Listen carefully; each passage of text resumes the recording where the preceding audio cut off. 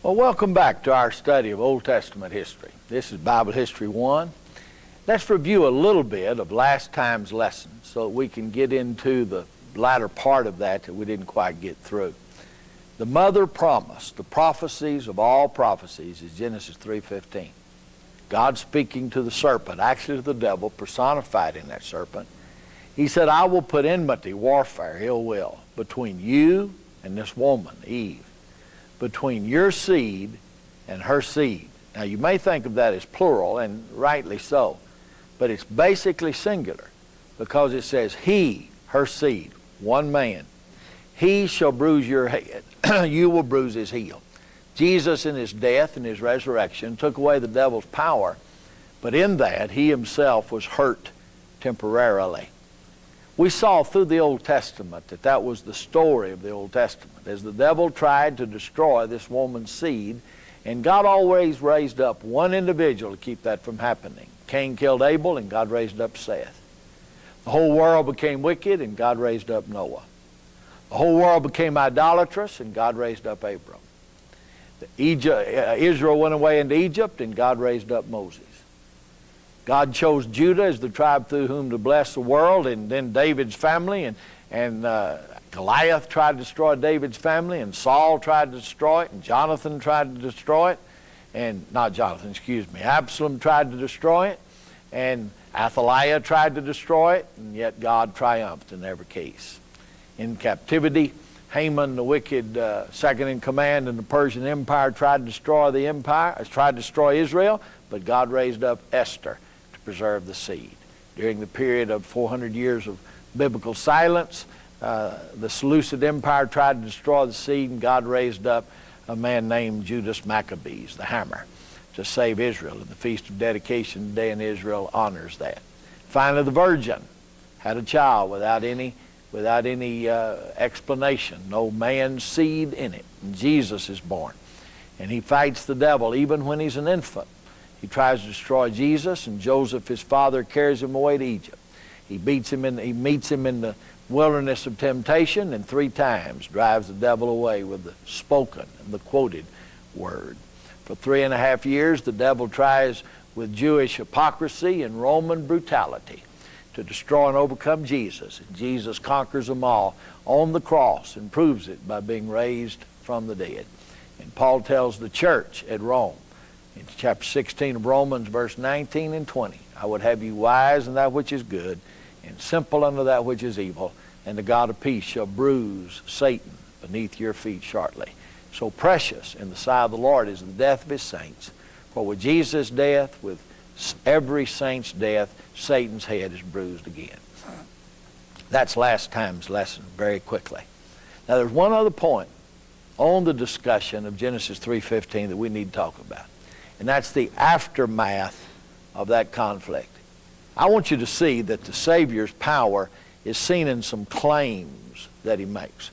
Turn to Luke chapter 11 with me, and let's look at some claims that Jesus makes to be more powerful than the devil, and because of that, to be able to defeat him. Luke 11, beginning with verse 14.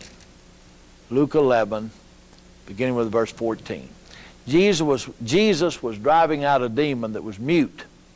When the demon left, the man who had been dumb spoke, and the crowd was amazed. But some of them says, by Beelzebub, the prince of demons, he's driving out demons. Others tested him by asking him for a sign from heaven.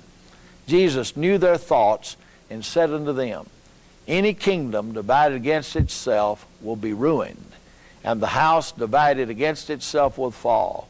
If Satan is divided against himself, how can his kingdom stand? I say this because you claim I drive out demons by Beelzebub. Now if I drive out demons by Beelzebub, by whom do your followers drive them out? So then they will be your judges.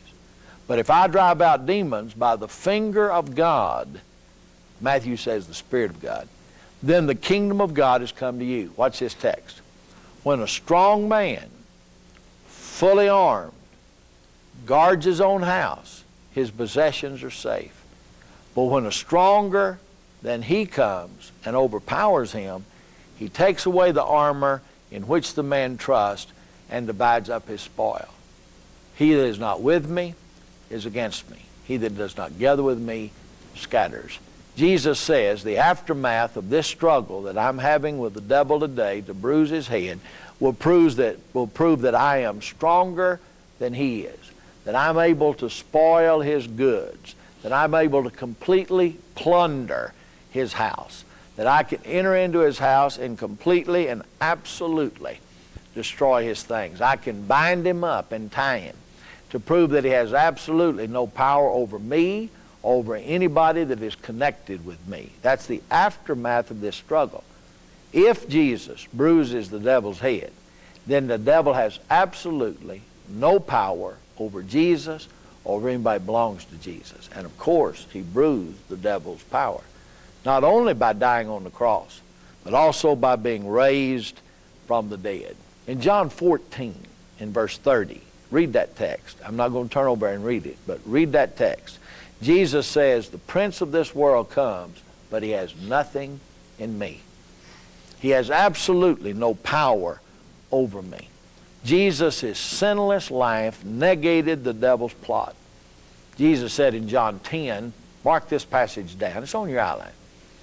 In John 10, verse 17 and 18, Jesus says, no one takes my life from me. I have power to lay my life down. I have power to take my life again. This authority or this commandment received I from the Father. So the cross was God's plan, not merely the devil's plot. It was the devil's plot, but God used the devil's plot in defeating him in his own battlefield, on the battlefield of death, on the battlefield of sin. He went into the strong man's house. That strong man was fully armed. That strong man guarded his own courts. And Jesus went into his home base with him having all the home field advantage. And he defeated him by living the sinless life and being raised from the dead. It totally defeated Satan. Look at two passages. Now, we're not going to go read these. They're on your outline, and you need to read them. Look at Hebrews 2, verse 14 and 15, and Revelation 1, verse 17 and 18. I don't think Hebrews 2 is on your outline, so mark it down. Hebrews 2, 14 and 15. Look at that text. It says, since then the children are sharers in flesh and blood, he also himself partook of the same, that through death he might bring to naught, to nothing, to zero, might bring to naught him that had the power of death, that is the devil, and might deliver them who through fear of death were all their lifetime subject to bondage. And then look at Revelation 1, 17 and 18. The picture of Jesus there is magnificent. He holds 7 stars in his right hand. Just a fabulous picture. And John, seeing all of that Jesus is in this heavenly vision, falls on his face before God. And Jesus puts his right hand on him and says, fear not, I am the first and the last and the living one. I was dead, but behold, I am alive forevermore and have the keys of death and Hades. That's what makes Jesus unique.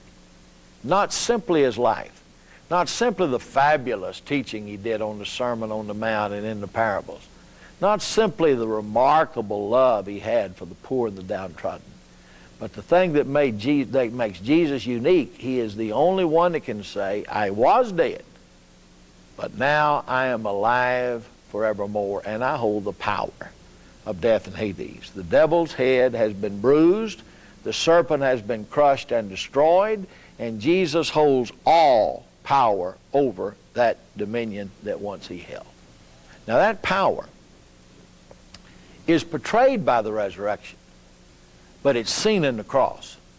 It's in the cross of Christ. It's Jesus and him crucified that we have victory over the devil. Lots of passages on your outline will declare that again and again and again. And you be sure to read those. We're not going to study them here. But you be sure to read those and see that the power of the cross is to those that perish the most foolish thing in the world. But on those who are saved, it is the power of God and it is the wisdom of God. Now when Jesus was raised from the dead, that confirmed all that he'd done on the cross. It burst asunder the gates of the grave. Death could not possibly hold him. He'd wrestled the devil's power from him, and he's now conqueror and victor of death. So what? That's the question you have a right to ask. So Jesus overcame. So Jesus won. What does it mean to me? What is the doctrinal significance of all of this? We'll study this again and again and again in our study of Old Testament history. But here at the beginning, let's notice a threefold doctrinal significance to this conflict. What does it mean to me personally? What power does it bring to my life? Three things. Number one, I learned that the promise of God can be relied on. In the Garden of Eden, at the dawn of history, God says the serpent's head will be bruised by the seed of the woman. And in spite of all the combined efforts of earth and hell to see that that was not done, the promise of God was fulfilled. You can rely, if God promises, that will come to pass. Secondly, the providence of God will protect his people. Not only can I rely on his promise, I can rely on his providential working, his providential hand. He will protect me. He says, I will never leave you. I will never forsake you. Not in any sense of the word that will I forsake you. So that with good courage we say, the Lord is our helper. What shall we fear? What can man do unto us? You'll find that in Hebrews 13, verses 5 and 6. But God promised in Eden's garden, and step by step, day by day, year by year, in every way, he worked that promise providentially in the life of his people. The promise of God can be relied upon. The providence of God will protect his people. And thirdly, the purpose of God will always stand. If God purposes a thing, it is eternal. That's what we speak of when we talk about the eternal purpose of God. This conflict goes on. We've already mentioned it last time and this time, now 3 times. We need to continue to be faithful to Jesus so that we bruise Satan's head too. And we can rely on God's promise that will occur. We can rely on God's providence in our life to see that that works. And we can rely on God's purpose to work it out in our individual life. Now, the rest of the series of Bible history will be discussing what we've discussed here in a lesson and a half. But now let's come back to the book of Genesis and see that in chapter 4 we continue the story from the fall to the flood. From Adam and Eve's sin to the flood is covered from chapter 4:1 to chapter 8, verse 14. First of all, you've got the incident, the historical story of Cain and Abel. Now, I will say story a lot in our study of Old Testament history. I mean historical story. I don't mean a myth. I don't mean a play-like story. I don't mean a drama. I don't mean a novel. I mean history. When I say the story of Cain and Abel, I mean the historical account of what happened with Cain and Abel. And God writes it in a story form. Read chapter 4 on your own. And you'll notice that what's on the outline is really a survey of that chapter. Very interesting chapter. Immediately, the devil has to begin his conflict with the woman's seed. They have 2 children mentioned, Cain and Abel. They both bring an offering to God. Cain brings his offering from the fruit of the field because he's a farmer, and Abel brings his from the flock because he's a shepherd. Now, when God ordered in the law of Moses sacrifices, he honored both the sacrifice of the field and the sacrifice of the flock. So the problem is not with what they're bringing. They're both bringing what they need to bring, the fruit of their hands, the fruit of their labor unto God. But God accepts Abel's offering and does not accept Cain. That's what verses 4 through 7 says. Now, how he accepted it, the text doesn't say. As I said in an earlier lesson, my judgment is he burned up Abel's sacrifice and didn't burn up Cain. So Cain's sacrifice is not accepted by God. Abel's is. The writer of Hebrews says, by faith Abel brought a more excellent sacrifice than Cain. Not by kind, not by quantity, not even by quality, but by the faith that he had in God. His offering was accepted. Immediately sin enters the picture. And Cain, who is a profane man, which means worldly. Doesn't mean that he was necessarily an evildoer, although he was. It just means that he was a worldly man. Being worldly, he was jealous at the fact that Abel's sacrifice was accepted and he was not, so he murdered his brother. And then he buried him beneath the soil. That's the first step after sin, is try to hide it. It was true with his father and mother, and it's true with Cain. He's trying to hide the fact that he has slaughtered Abel. God comes in judgment and speaks to Cain. And he says, "Where is thy brother Abel?" Does God not know? Well, of course he knows. He's asking to make Cain make a reply and consider the wickedness that he's done. Where's your brother Abel? And Cain makes the statement, or question that has a statement in it, that lots of folks have made. Am I my brother's keeper? I mean, how come you're asking me about him? Suppose I don't know. I don't know where my brother is. And God says, the blood of thy brother Abel cries to me from the ground. The writer of Hebrews uses that figure when he says that the blood of Jesus speaks louder and better than that of Abel. Here's innocent Abel's blood, at least innocent in this case. Innocent Abel's blood crying out for vindication. Here's innocent Jesus' blood vindicating us. One cries for vindication, the other is a vindicating cry. Jesus' cry speaks better than that of Abel. Nevertheless, Cain stands here to be judged because he has murdered his brother Abel. Now I want you to read a little bit with me in chapter 4 of the book of Genesis. I want us to notice God's divine judgment on Cain.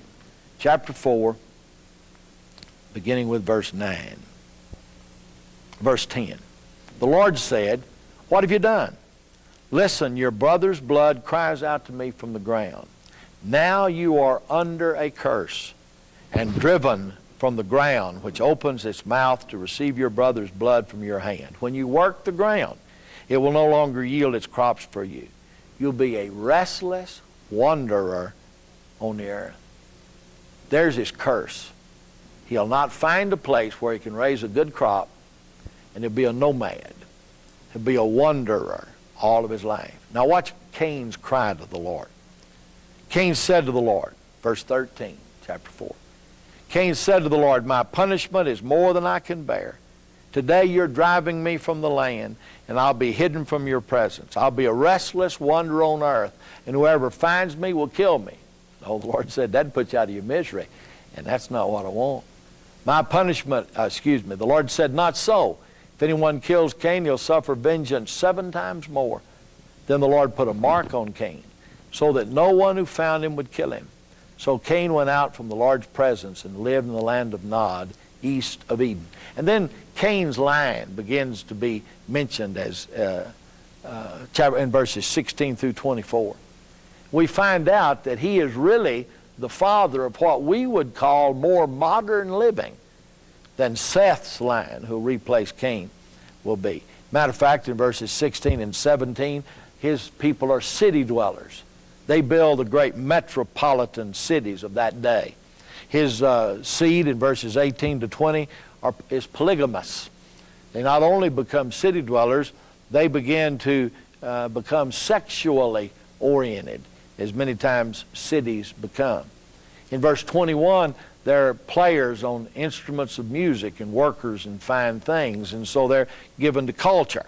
And finally, in verses 22 to 24, they even become workers of iron, as they give the world the first industrial push. So Cain, being a profane man, seed was profane. They dwelt in cities, they were polygamous, they were culturally refined, and industrially diligent. They were worldly people. Not ungodly people, some were, but they were people of this world. Now Adam knew his wife Eve, and Seth is born. And immediately Seth begins to call upon the name of Jehovah. He has Abel's mind, more spiritual mind. And he is a shepherd. And he does work out in the open. And he is closer to God. And the family tree of Seth is mentioned in chapter 5. And you'll want to read that. because there's 10, well actually 9 counting him, but there are 10 generations from Adam to Noah mentioned in chapter 5, and they're godly men on the whole. And of course you've got people there like Enoch, who went to be with God because he walked with God. There's Methuselah, who lived 969 years, and that's all we know about him. But if you take a careful chronological look at chapter 5, Methuselah is seen to die the year of the flood. It's not stated, but if you take when a child is born and how long he lives before another child is born and add those together, Methuselah will die the year of the flood, perhaps in the flood. The world is becoming wicked during these 10 generations. Chapter 6, verse 1 begins the story of the great apostasy and the following judgment. When men began to increase in number on the earth and daughters were born to them, the sons of God, that's the godly line of Seth, saw that the daughters of men, that's the ungodly line of Cain, were beautiful, and married any of them they chose. Then the Lord said, my spirit will not contend with man forever, for he is mortal. His days will be 120 years. He's not talking about how long man will live, because they live longer than that. He's talking about how long it will be from that moment till he destroys the entire world with a flood. Righteous Noah is going to have 120 years to preach to this ungodly line before God destroys them. But notice the blending of the seeds. We talked about that in the lesson last time. The seeds are being blended, and the godly line is marrying the ungodly line, and that's going to have to end up in an evil situation. There's the divine warning. I will not always strive with man. Notice verse 4. The Nephilim. I wish they'd translate that. It literally means the giants. The giants were on the earth in those days, and also afterward, when the sons of God went to the daughters of men and had children by them. They were the heroes of old, men of renown. Now notice the divine judgment here, or the divine response to all this. Verse 5. The Lord saw how great man's wickedness on the earth had become, and that every inclination of the thoughts of his heart was only evil all the time. Look at that. Every inclination, only evil all the time. The Lord was grieved that he'd made man on the earth, and his heart was filled with pain. So the Lord said, I will wipe out mankind whom I have created from the face of the earth, men and animals and creatures that move along the ground in Noah, for I am grieved that I've made them. But Noah found favor in the eyes of God. Noah was a righteous man, blameless among the people of his time, and he walked with God. So there's the divine response. I will totally destroy the entire world, but there is a godly remnant. Noah found favor with God. Noah was a righteous man. Noah was blameless among the people of his day, and he walked with God. Well, there is a good description of a godly man. Let's all strive for that. He was righteous, which means he followed the law. He was blameless, which means he strove to be righteous. He walked with God. There's humility. He had 3 sons, Shem and Ham and Japheth.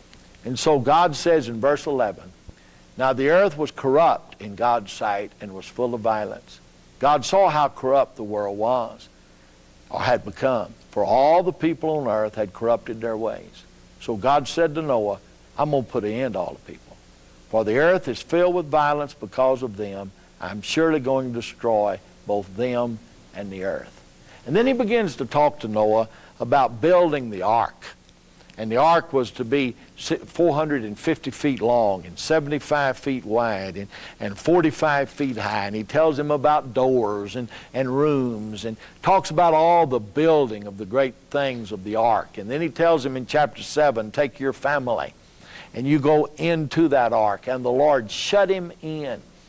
After he got into the ark, the Lord shut the door and the Lord sealed the door. And for 40 days and 40 nights it rained upon the earth. And the fountains of water underneath the earth erupted. And that's where most of the water came.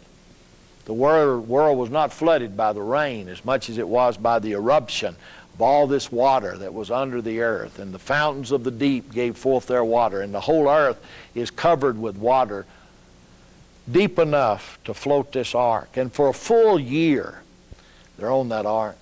And then finally, at the end of that year, as they begin to send out the birds to find out how things are, and the birds always come back, finally they send out a bird and he does not return. And so they know the flood is over. And the ark rested on Mount Ararat. And finally, the Lord opened the door, and they could go out and stand on sinless ground. Have you ever thought about the beautiful possibility of starting life all over again? Of starting to live in a sinless situation, in a sinless condition, ready to start afresh. The problem with that is, wherever we are, sin is there. For we're sinners. And 8 godly people, but 8 sinners, walked off that ark. And Noah planted a vineyard, and from the vineyard came the grape, and from the grape came the wine, and from the wine came the drunk, and sin started all over again, and the struggle with the devil continued. From the flood, let's learn that a new start is simply a start to walk with God again, and not a walk of sinlessness. We'll take up our study here next time. God bless you in your study of His Word.